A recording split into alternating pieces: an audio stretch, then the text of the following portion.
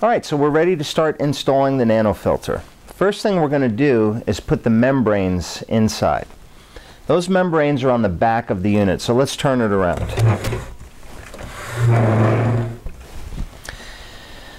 We'll start with the top unit and then we'll work our way down.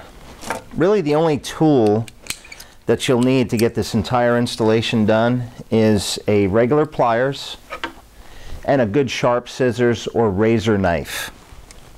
I'm going to start out, now these canisters, you'll see that there's two canisters here. 1, 2, these bottom canisters. We're going to open up these ends on each canister to install the membrane. So most of the time you'll find that this tubing can be taken off just by hand.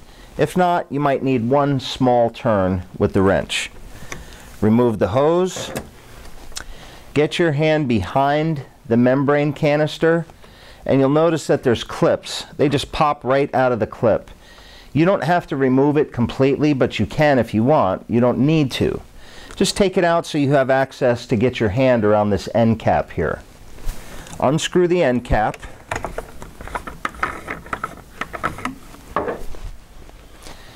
Take the membrane, and remember we have sanitized, clean hands handling the membranes. Just for any of you who are not familiar with membranes, basically if you look at the end of this, and I'll bring this a little closer, you'll see that basically this is a sheet of rubber rolled together and the water is forced through the sheet of rubber. Unlike reverse osmosis that has a very dense rubber and removes all good minerals from the water, nanofiltration allows good minerals to go through the water. So this is the biggest advantage of a nano membrane versus a reverse osmosis membrane. What we want to do is have a little bit of Vaseline, and I mean a little bit. We don't want any globs or anything heavy, and put a very light coat of grease. Vaseline, please, no other type of lubricant. Very light coat of grease on the tip of those O-rings. Take the membrane and put it in, going in this direction. Once it goes this far, you'll notice a little resistance. Push it in as far as it will go. Use some pressure.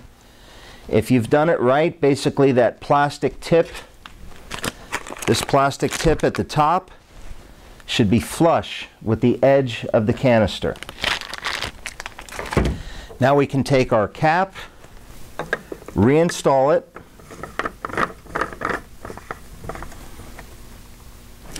hand tight. There's no reason to use a wrench, but tighten it as tight as you can get it with your hand.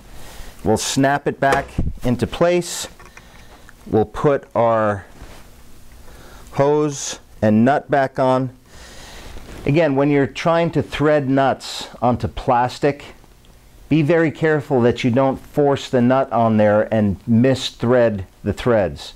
If it seems like the nut's not going on properly or easily, stop, back it off, and try to reinsert it. It should not be hard at all to twist this almost to where it's completely down. Once you've got it as tight as you can get it with your hand, take your wrench and do 2 full more turns. That should be enough. Once you get the water going, if there's any drips coming from this, then you can do another half a turn until that drip stops. Now we'll do the same thing with our second canister.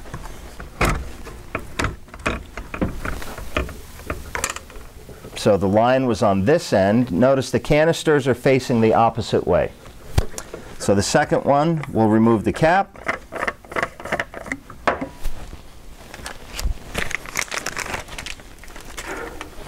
A very light coat of Vaseline. Insert the membrane this way.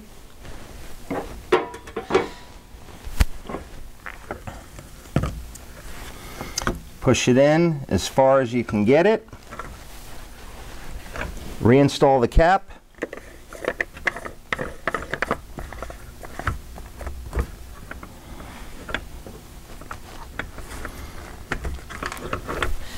Now, what I want to show you before I finish this install is when it comes time to change those membranes, which is going to be about every 2 years. Actually, it should be exactly every 2 years. You're going to do it the opposite of what you just saw. You're going to take the cap off.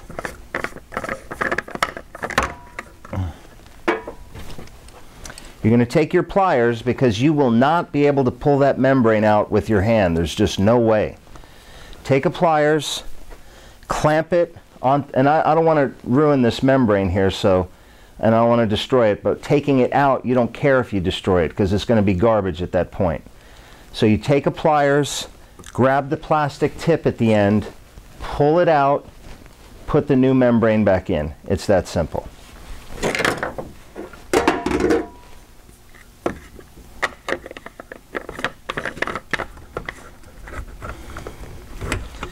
And again, we'll put it back into the clamps. We'll reattach our hose.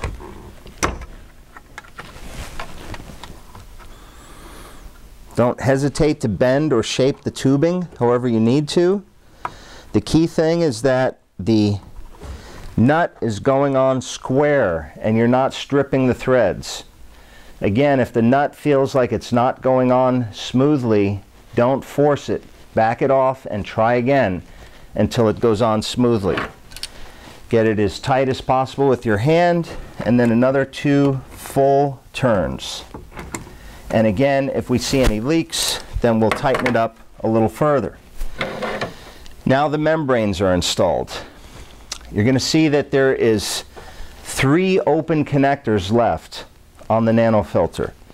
You have one here on the control valve. You have one here on the post-carbon filtration, and it'll say taste odor reduction on the sticker. So you have one here, you have one here, and then you have an open inlet here on top. We're going to show you what to put and how to connect all 3 of those inlets, but first we're going to get our plumbing supply done under the sink. I showed you these 2 diverters earlier, and you'll only need one of these 2.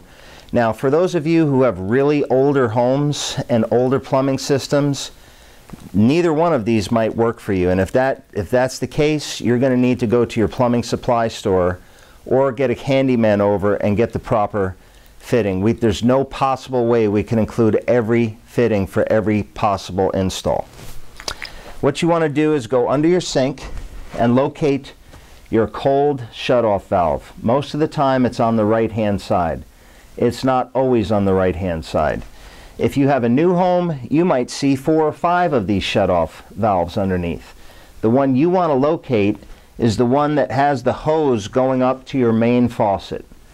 And the hose might not be a steel-braided hose. It might look completely different from this, but the concept will not change. There'll be a line feeding this valve, and there'll be a shutoff valve. Now, the only time you'll run into a big problem is if this hose is a solid piece of tubing, metal tubing. If that's the case, the easiest thing you can do is go to Home Depot or your local hardware store and get one of these flexible steel braided lines and replace that solid piece of tubing. So shut off the water, shut the cold water off. Go up to your main faucet and open the cold water to release any pressure that could be in the line.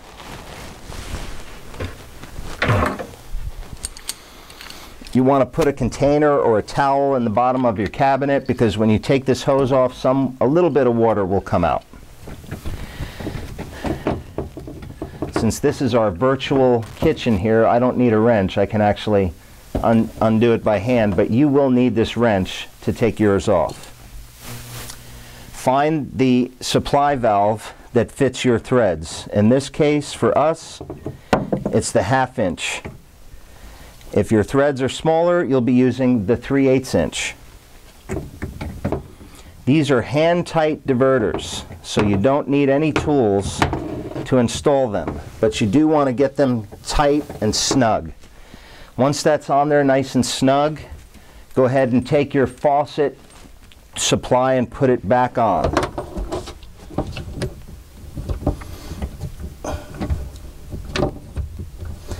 Again, if you feel that you're stripping the threads or the threads aren't going on easy, don't force it because you will destroy the fitting. Take it off and reinsert it until the threads feel like they go on nice and easy. Once they're on, tighten it as hard as you can with your hand, and then take the wrench and do a half a turn more. That's all you should need. When you finally turn your water supply back on, if it's still leaking, give it another half a turn. All right, now we're going to take our tubing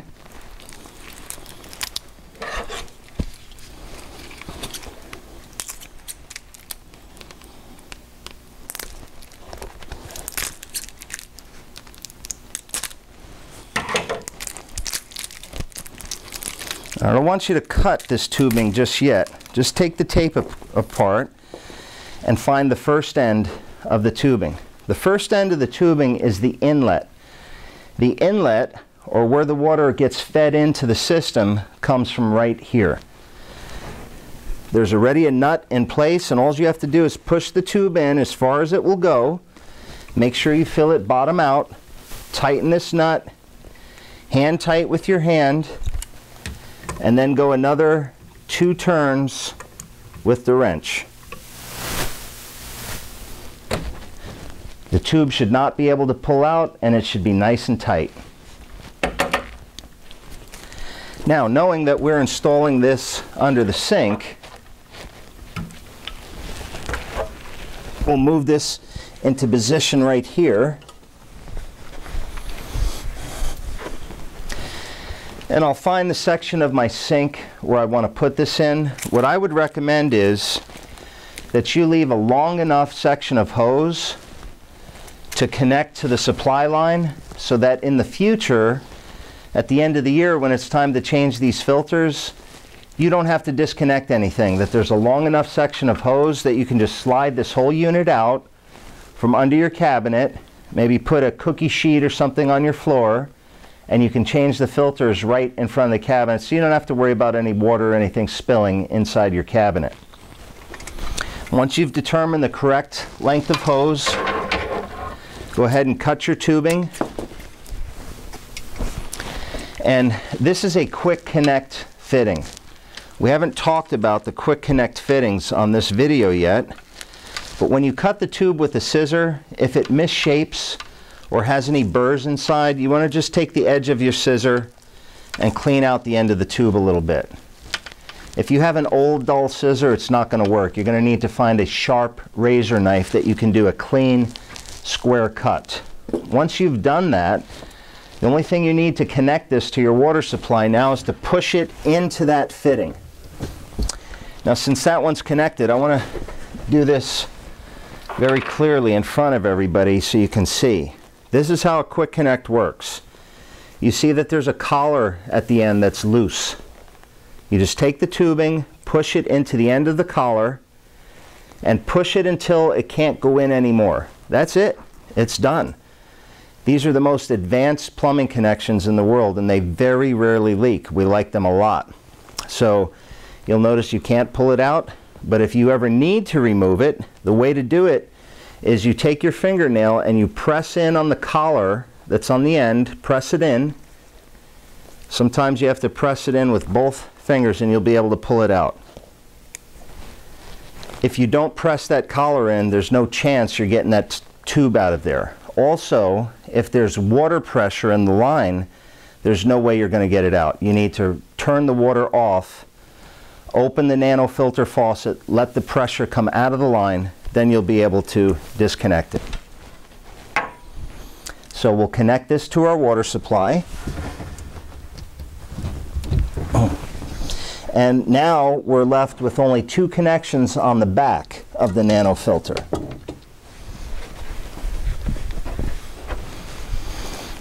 This is our drain connection, and we'll take one end of the hose, slip it into here. Now, if you can't slip the hose all the way in, that means the nut has already been tightened. And all you need to do is take this nut and loosen it a little bit. Once the nut is loosened, it'll allow the tubing to slip all the way in. Hand tighten the nut until you can't hand tighten it anymore, and then do 1 or 2, if it will allow you, more turns. Now that's in there solid. Now, the other end of this tube has to go into your drain. And here is our drain saddle. It comes with a few pieces. It has a front and back clamp,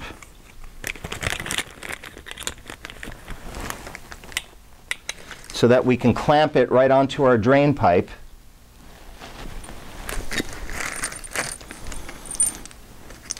It has 2 bolts and 2 nuts and the tubing cap. I'm going to take this tubing cap and just put it very lightly on the threads without tightening it. There's also a felt pad. What this felt pad is for is it's to prevent the system from leaking. So basically you peel off the sticker on the back and stick this to the inside of the piece right here, and you can remove the little circular section of foam that's left in there.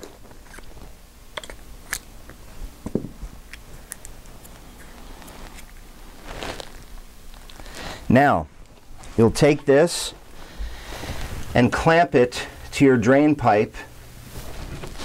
And again, this is a weird looking drain tube. None of your drain tubes are going to look like this. This is our demonstration setup here, so it does look a little odd. This might be plastic in your home. It might be metal. It doesn't matter. This will work for all of you.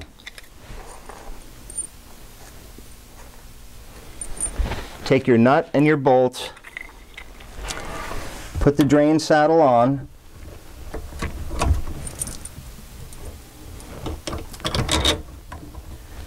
you could slip the nut onto the back, and I'll show you something to make things a little easier. You'll see that there's actually a hexagon cutout back here, so you can pre-install the nut into that cutout, and the nut will actually hold in place, so you don't need to hold it with any pliers. See how the nut is in there and it doesn't fall out? Now I can slip this on, put my bolt in there,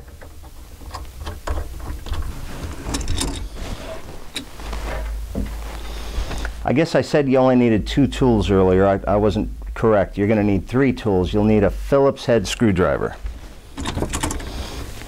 Tighten, or a flathead screwdriver will work as well. Tighten the nuts down.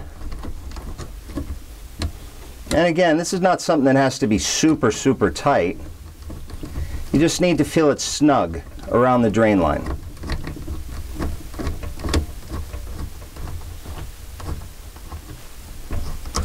Once it's snug, the next thing you need is a drill bit and a drill. So again, I was wrong. There's another tool that you need. But basically what you do is you take this nut off, have a 1/4 inch drill bit, 1/4 inch drill bit. And it could be any drill bit, because most of the time you're going to be drilling through plastic. If it's a metal, it's very thin aluminum usually what you're drilling through, so any type of metal drill bit is going to work fine. 1/4 inch, no larger than 3/8 of an inch, but 1/4 inch is going to work just fine. Take your drill and drill directly into this hole, and what you want to make sure is if your drill bit is really long, don't push it so far that you're going to go out the back of your tubing.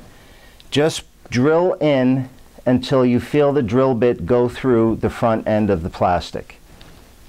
It's really very easy, and we've had up to 80-year-old ladies do this. As long as they have the tool, they can get it done.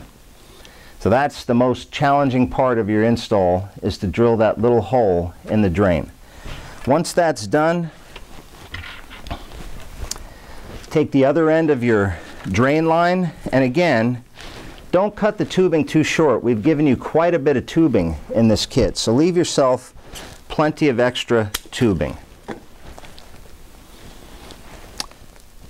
I like to put the nut on first so it's not easy to misthread. Slip the tube in as far as it will go. Tighten the nut down as far as you can go by hand, and then 2 additional turns. And you're in. Now, the final connection is the water outlet. And this is the last stage of filtration.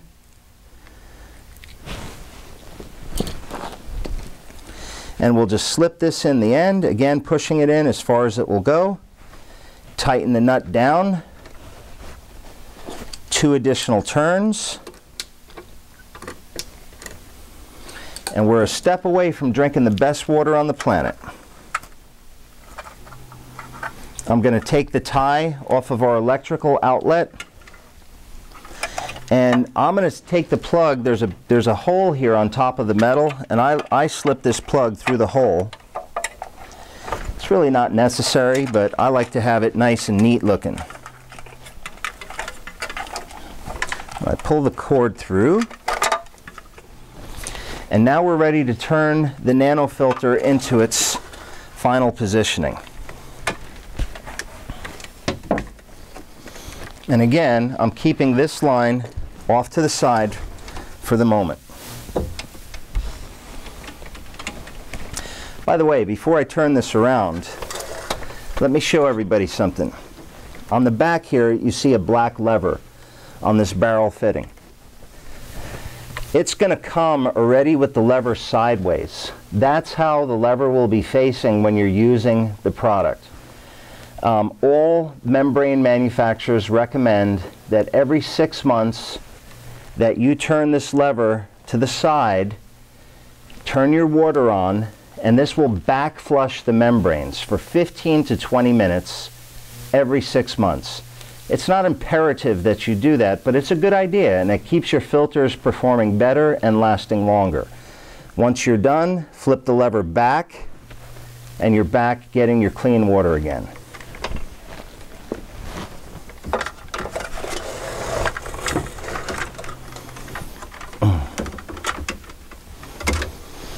So just so everybody's clear about that black lever, when you turn the black lever, the wastewater that you normally don't want to drink starts coming out of your main spout or feeding your ionizer, whichever way you have it hooked up. So don't turn the lever just to get yourself some faster flow rate, because what you're doing is you're allowing some of the rejected contaminated water to go back into your main supply. So the faster water flow is not going to help you in that case. All right, so we've got our water supply. We've got our drain line hooked up. The last thing we need to do is connect our clean water line. Now, some of you will have an ionizer. Hopefully all of you will have one of our water ionizers, but if you don't, we include a beautiful faucet in with the kit. And the faucet is very easy to install. We're going to go through a quick installation of the faucet right now. You have a choice of, if you don't have a hole in your sink or countertop, the size hole needed for these threads is 5/8 of an inch. That's 5/8, or you can even go up to 3/4 of an inch. So 5/8 or 3/4 inch drill bit puts the proper hole. Now you might already have a pre-drilled standard faucet size hole in the faucet that's going to be much larger than this. If you have a pre-drilled hole already, we have a expansion ring that slips onto the bottom that will cover a standard size faucet hole.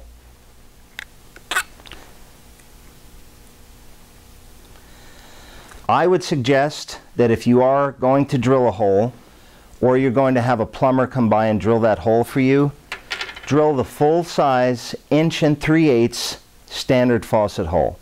And the reason I say that is if you ever decide to move or you want to make a change in the faucet in the future, they make a standard cover, a cap.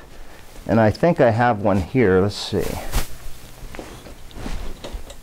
Well, I moved it to a different location. But basically we have a cover that goes over those holes, and they make them in white and chrome and brushed nickel. So if you ever move out and you take the faucet, you can put a professional looking cap over that hole. So I recommend you get the full 1 3/8" hole drilled. But again, it's not necessary. 5/8 is really all you need. And you can use this chrome ring whether you have the small or large hole. So we're going to just put that in place today.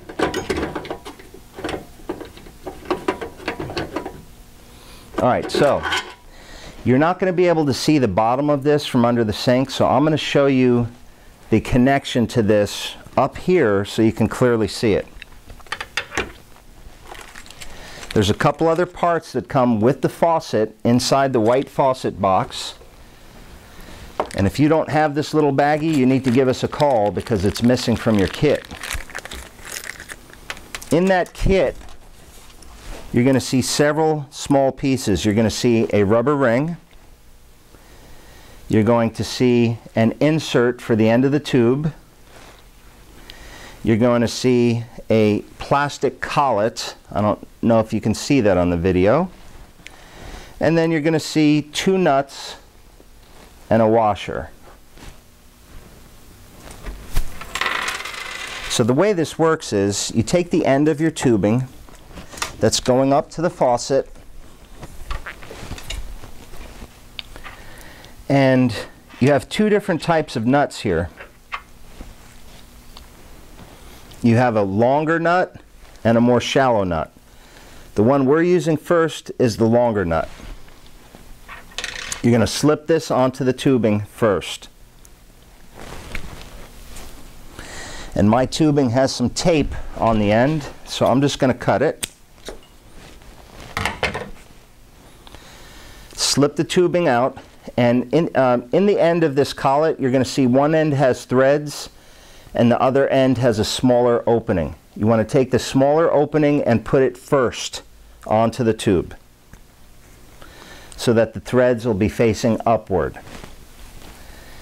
The second thing is this plastic collet. You'll slip that over the tube next. And then the last thing is this plastic insert. This will go inside the tip of the tubing. Make sure it's pushed all the way in. So now you see we have 3 parts: the nut, the collet, and the tip in the end of the tubing. So from the bottom side now, you can take this black washer, slip it on first. Now remember, we're under the sink. We're coming from under the sink. Slip the black washer up first. Slip the lock washer on second. And then put the nut on last. Now just for time purposes, I'm not going to try and get this nut all the way up, but basically the tighter you tighten the nut, the more clamped strongly it will be to the sink basin. So again, the tighter the nut is, the stronger it will be to the sink. And it'll be sitting like this. Once that's all done and the faucet is nice and tight and in place, then you're going to take the tip of your tubing,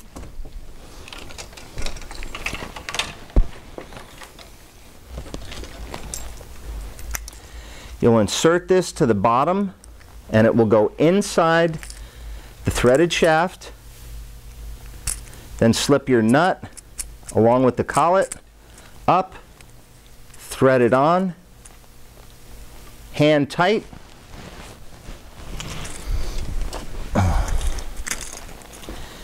Two additional turns, or in this case 3.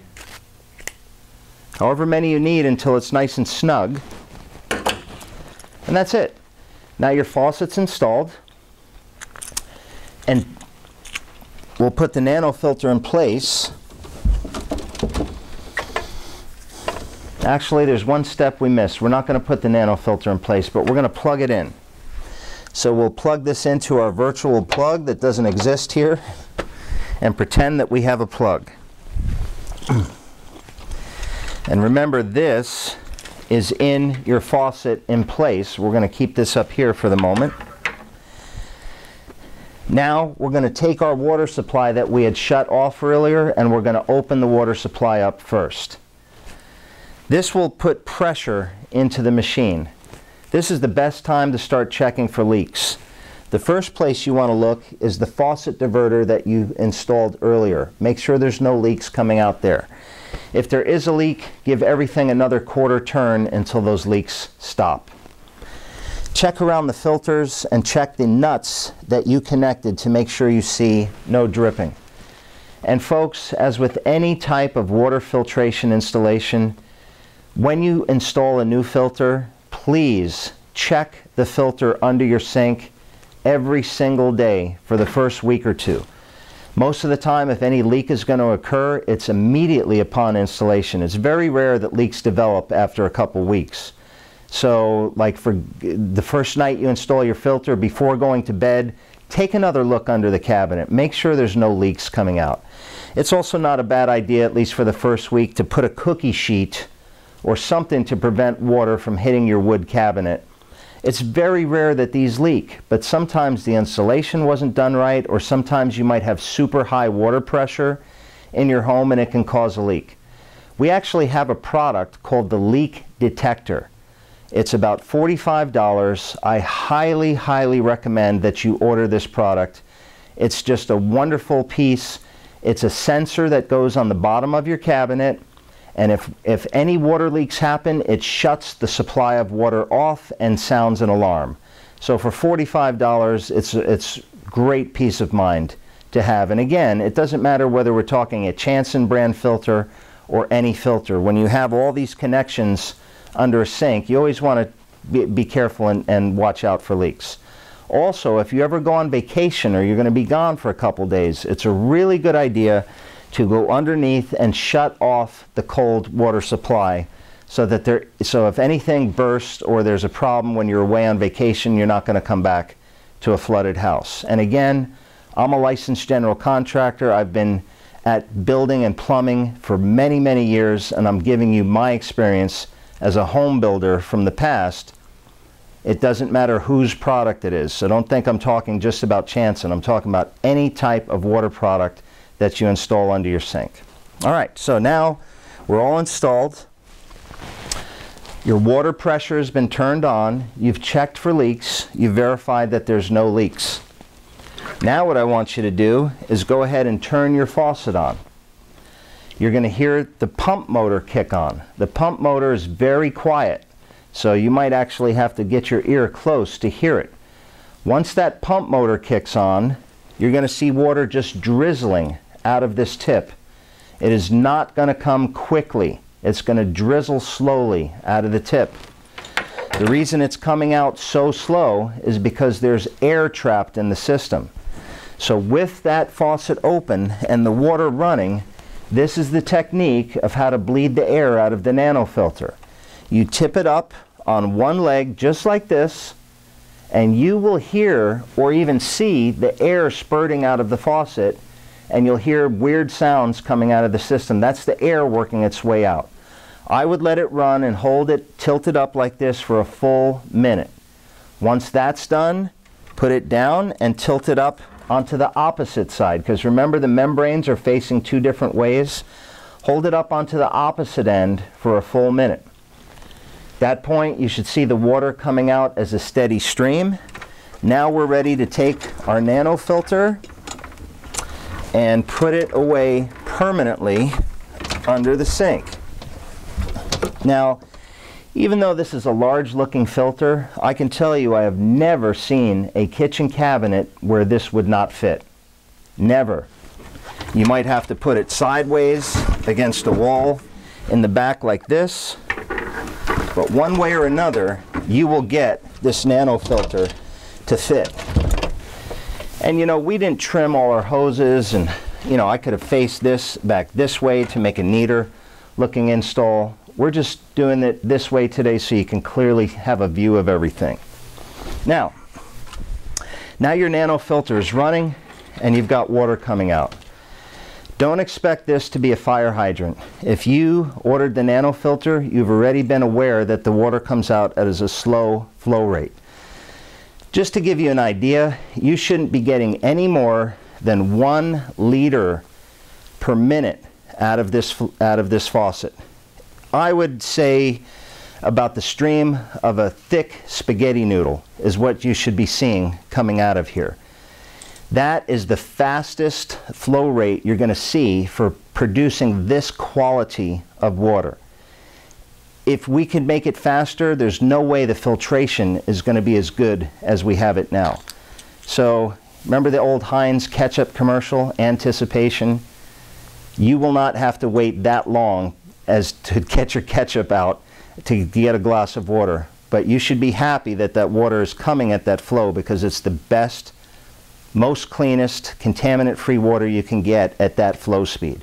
Remember, reverse osmosis produces water only 1 drop at a time. That's why you need the big holding tank underneath. For any of you that need a faster water flow, and this water flow is just not acceptable for you, you can add a tank, a holding tank, to the nanofilter. That will produce about double the flow rate, but you need the room under your sink and have to be willing to have a holding tank, but that is an option for you. So that pretty much wraps up the installation end of the nanofilter with the faucet. The next, we're going to talk about just quickly how to install the nano with a water ionizer.